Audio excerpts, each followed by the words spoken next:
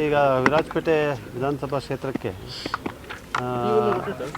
ಅಂಟ್ಕೊಂಡಿರುವಂಥ ಗಡಿಯಲ್ಲಿರುವಂಥ ಮಾನಂದವಾಡಿ ಕ್ಷೇತ್ರ, ಸುಲ್ತಾನ್ ಬತ್ತೇರಿ, ಮತ್ತು ಪೆರಾವೂರು ಮತ್ತು ಇರಿಕೇರಿ, ಇದು 4 ಕ್ಷೇತ್ರಗಳು ಕೂಡ ನಮ್ಮ ವಿರಾಜಪೇಟೆಗೆ ಹತ್ತಿರವಾಗಿರುವಂಥದ್ದು.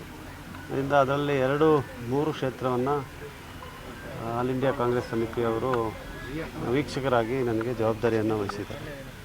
ನಾನು ಈಗಾಗಲೇ ಮಾನಂದವಾಡಿಯಲ್ಲಿ ಮತ್ತು ಸುಲ್ತಾನ್ ಬತ್ತೇರಿಯಲ್ಲಿ 4 ದಿವಸದ ಸಮಯವನ್ನು ಕಳೆದು ಬಂದಿದ್ದೀನಿ.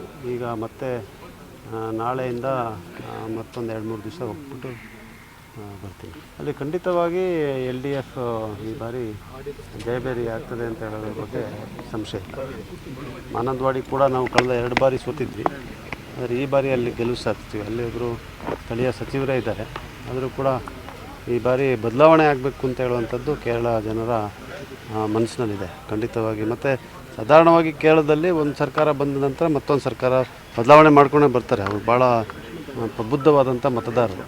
ಈ ಒಂದು ಬಾರಿ ಮಾತ್ರ 2 ಸತಿ ಕೊಟ್ಟಿದ್ದಾರೆ, ಈ ಸತಿ ಬದಲಾವಣೆ ಆಗ್ತದೆ. ಮತ್ತು LDF ಅವರು ಕೂಡ ಸರ್ಕಾರದ ಮೇಲೆ ಭಾಳ ಆ್ಯಂಟಿ ಇನ್ಕಮೆನ್ಸ್ ಇದೆ, ಆರೋಪಗಳಿದೆ.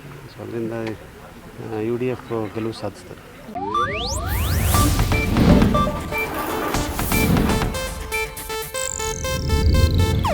ಇದು ಏಷ್ಯಾನೆಟ್ ನ್ಯೂಸ್ ನೆಟ್ವರ್ಕ್ ಪ್ರಸ್ತುತಿ.